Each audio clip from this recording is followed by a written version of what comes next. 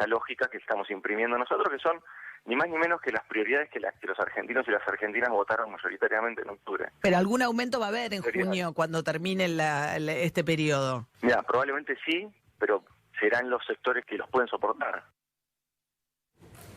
Bueno, muy bien, seguimos en Recalculando. Escuchaban ustedes ahí al jefe de gabinete. Estoy con Noemí Brenta. Noemí, te agradezco mucho por estar con nosotros, licenciada en Economía, doctora en Economía, investigadora, escritora.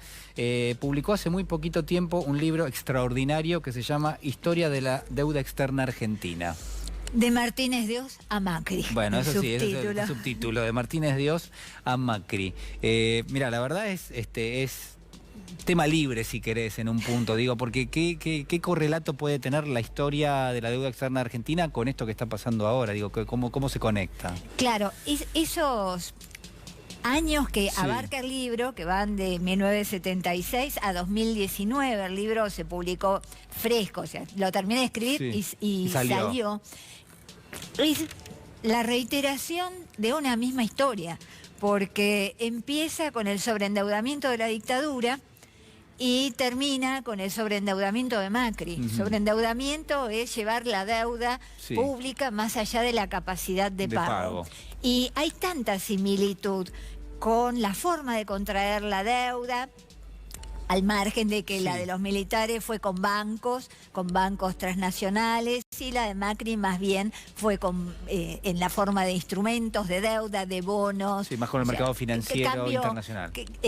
Claro, y que cambió la forma de financiarse de los países emergentes. O sea, hay cosas que son diferentes, pero el fondo, la estructura es muy, muy similar, e incluso tal vez la intencionalidad. Uno no puede saber lo que tiene la gente en la cabeza, pero en definitiva las dos nos dejaron en una situación muy comprometida frente al futuro, al crecimiento, y con un presente restrictivo en el que cada paso del sector público está condicionado por los acreedores y por los enormes montos que tenemos que pagar. Y uno puede leer detrás de esos procesos un interés que excede al interés que podría tener un gobernante, alguien en el poder político, como para decir, bueno, necesito recursos, tomo deuda. Digo, ¿hay otros elementos que dan vuelta?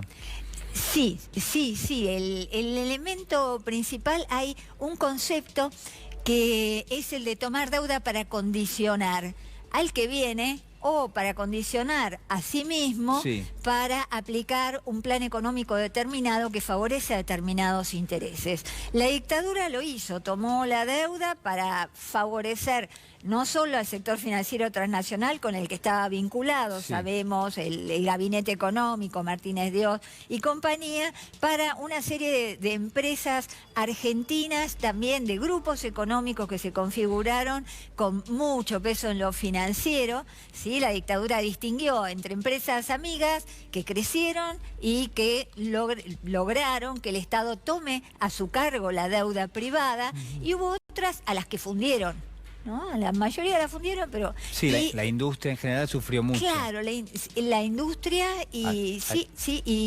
aunque hubo algunos grupos industriales... Eso te iba a decir, hay algunos grupos que quedaron aislados. Tal cual, que fueron favorecidos. Incluso hubo empresarios desaparecidos, más de 100 empresarios desaparecidos. Bueno, a ver, es fácil darse cuenta porque son las que sobrevivieron directamente, las empresas que sobrevivieron a ese proceso. Los grupos, exactamente, los grupos económicos. Bueno, los conocemos con nombre, apellido, listado, montos, etcétera. Y en este caso también se ve la intención de comprometer al país y desde lo micro de favorecer algunos grupos, especialmente vinculados con lo financiero y con algunos sectores determinados, como el de la energía, los bancos y algo de agroindustria, los grandes exportadores, las grandes traderas. Y vos decías algo muy interesante que yo hoy en Minuto 1, que me toca conducir esta semana, buscaba algo parecido, pero no lo dije ni de cerca en una forma tan inteligente como lo hiciste vos, que es recurrir al Fondo Monetario para aplicar políticas que terminen beneficiando a un sector al cual yo, por supuesto, quiero beneficiar. Es decir, yo no lo aplico, lo voy y lo busco al fondo, que después es mi chivo expiatorio. Es decir, bueno, ellos me dijeron. Sí, esto para el fondo es historia repetida. Esto no lo hace solo la Argentina, sino que te cuenta, por ejemplo, Jack Pola, que fue economista jefe del fondo mucho tiempo. ¿Lo hacen todos los países? No todos los países. Hay países que entran al fondo, que piden un préstamo al fondo y lo pagan lo más rápido posible y salen para no quedar condicionados. Pero otros no. Como la Argentina, a lo largo de toda su historia, desde que entró al fondo, cada vez que pidió préstamos al fondo, se quedó mucho tiempo, no menos de 3, 4 años, y además favoreció a determinados sectores, que siempre son los mismos y que tienen que ver con esa franja social que es la vinculación entre los intereses extranjeros y las élites domésticas, que son las transmisoras de esos intereses y que se benefician de eso, ¿no? Bueno, por ejemplo, hoy mostrábamos más temprano un tuit de Luis Toto Caputo, que estuvo al frente de la cartera de finanzas, también fue presidente del Banco Central en la época del expresidente Macri, que decía, bueno, el fondo nos impuso la política que tuvimos que llevar adelante. Cuando vos vas a buscar material, obviamente el gobierno decía, estamos llevando adelante nuestro plan económico y el fondo nos apoya. Digo, es prácticamente esto que vos estás proponiendo. Bueno, ahí lo vamos a ver, ¿no? Dice, la política cambiaria impuesta por el fondo a nuestro país es el más reciente ejemplo de esto.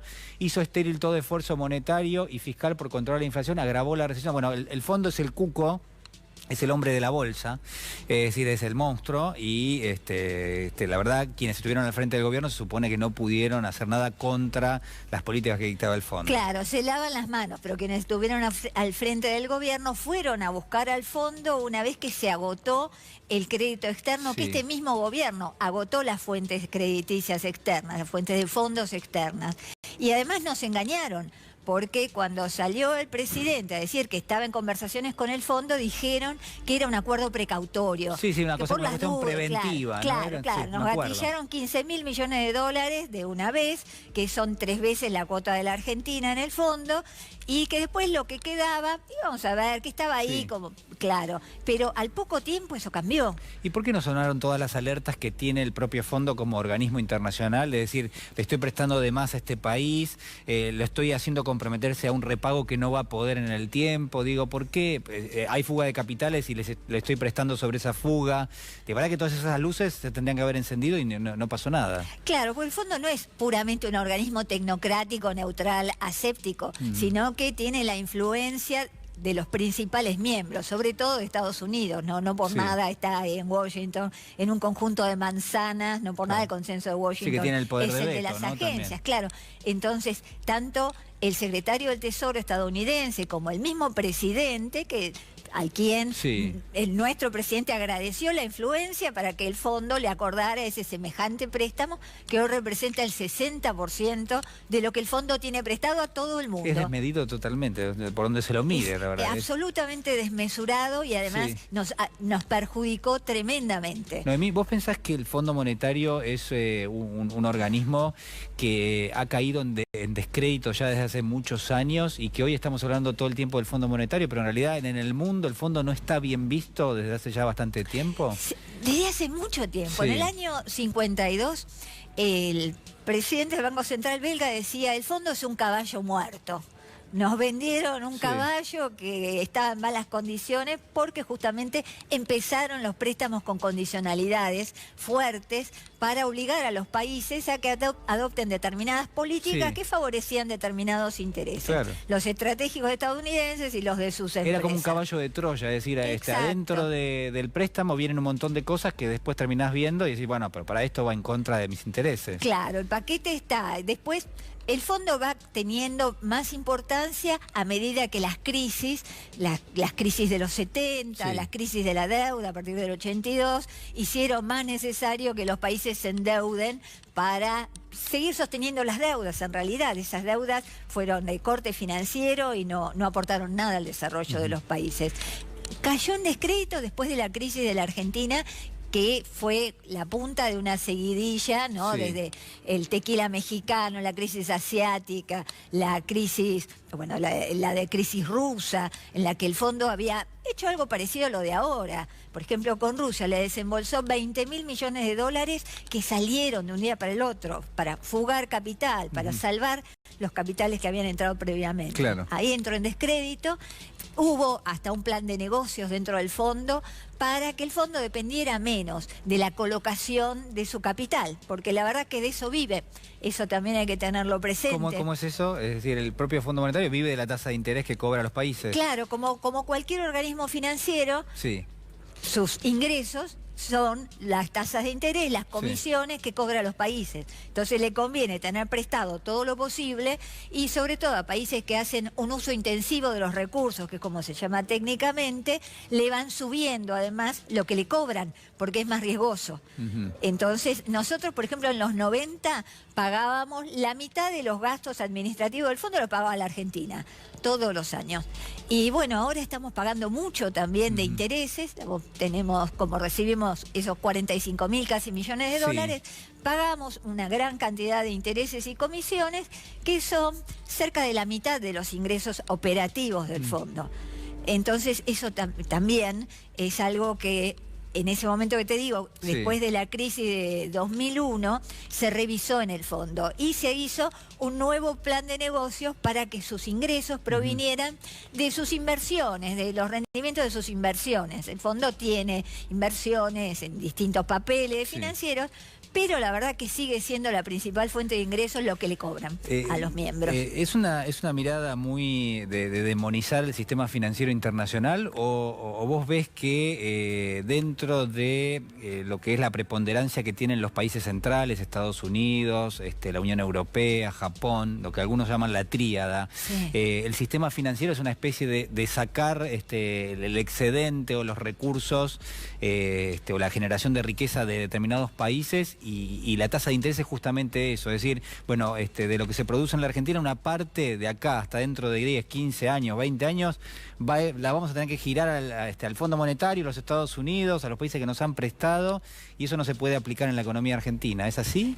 Sí, es como un tributo. Es un tributo que tenemos que pagar permanentemente. Claro, sí, no es demonizar al sistema financiero que tiene una función importante, sino que forma parte, vos viste que a mediados de los 70 cambió en el mundo cómo funciona el capitalismo. Antes las ganancias más importantes venían de la industria. Ahora las ganancias más importantes se generan en el sector financiero, el dinero se reproduce, hace más dinero sin pasar por la esfera de la mercancía, sino por la esfera financiera. Lo que no quiere decir que no se gane plata produciendo la industria y demás, pero las principales ganancias... La reproducción financiera. Claro, la tasa de ganancia viene del sector financiero y esto seguirá así hasta que dé de nuevo la vuelta. Hay ciclos hegemónicos en la historia. En este momento estamos en una transición del ciclo hegemónico estadounidense, al parecer, pasamos por un mundo multipolar, quién sabe si viene un ciclo chino o asiático. Bueno, hay quienes dicen que las crisis no son un mojón en la historia del capitalismo, sino que son propias del sistema, digamos, que la genera el propio capitalismo, que se recicla, que se no sé cómo se llama en computación, pero creo que es cuando apagás y prendés el botón, que es bootear, no sé cómo se llama. Se resetea esto. Claro, sí, la turbulencia, que la economía siempre funciona de una manera turbulenta. Pero digo, uno puede esperar que haya crisis en forma casi sistemática en términos internacionales, digo, ¿se puede dar? Sí, son distintas cuando te acercás y las estudiás, ves que son distintos tipos de crisis. Está la crisis señal, la de los 70, podemos decir, esto lo dice Arrighi, Giovanni Arrighi, que acuñó este concepto, que es la crisis señal de este modo de acumulación capitalista a través de la producción industrial y distribución, etcétera. Y esta crisis que empezó en 2007, la verdad que de la que todavía no terminó de salir el mundo, todavía es larga, parece más una crisis que Arrighi diría final, no final porque se termine nada de dramático, sino porque parecería que estamos pegando la vuelta para volver a la acumulación sobre la economía real, para que las ganancias grandes vengan de nuevo a la economía real. ¿En serio pensás que puede llegar a pasar eso? Sí, incluso pienso que se está asomando a través de las tecnologías que tienen que ver con el medio ambiente, con la industria 4.0, la Internet de las cosas, la inteligencia artificial, Sí. la tecnología de la 5G, ¿no? Que Estados Unidos está tan enojado porque no llega Yo a soy más desarrollarlo. escéptico ahí. Me parece que todavía esta especie de reproducción en términos financieros, que es muy rápida, que es muy veloz y que reproduce el dinero, pero que no tiene un correlato en términos de mercancía, como vos decís, me parece que todavía va a seguir bastante tiempo. Entiendo que la disputa es por la tecnología, entiendo que la disputa es por la fabricación de armamentos, la disputa es por los medios de comunicación. Digo, hay por los recursos naturales, supongo que ahí están las peleas. Sí. Yo soy pesimista también en cierto modo. Eso es bueno. Y sí, Sí, porque la felicidad Gramsci, está ¿no? Sí. sobreestimada. Y el optimismo. Sí. Creo. Y tampoco hay que idealizar lo que fue el capitalismo industrial, sino que nosotros éramos también un país dependiente, en otras condiciones, porque en ese momento era necesario el pleno empleo y el bienestar contra el comunismo. Sí. Se terminó el comunismo, se terminaron los enemigos. El estado de bienestar, decís el vos. estado de bienestar. Y duró 30 claro. años nada más. Sí. ¿Se puede decir? Mientras duró la amenaza comunista, cuando la Unión Soviética se debilitó y China emprendió un camino más capitalista, se terminó eso y ahí la valorización financiera fue lo que predominó. Entonces creo que esta Es vuelta la época de que me Thatcher y de parece... Reagan. Claro, esa es la época que después devino en este capitalismo financiero más Sí. salvaje de los felices 90 Sí. y posterior que llevó a esta crisis de 2009. Lo que pienso es lo que sigue tampoco va a traer la felicidad y la paz en el mundo. No, de hecho cada vez hay más desigualdad, no sé si coincidís y además hay algo que es muy notable, que es, no sé qué es notable, yo la verdad me lo traigo como un elemento más, que es que cada vez el salario en términos de poder adquisitivo en el mundo, no solo en la Argentina, en el mundo es cada vez menor. Antes trabajaba una persona por familia, se suponía que podías tener acceso a un nivel de vida relativamente cómodo.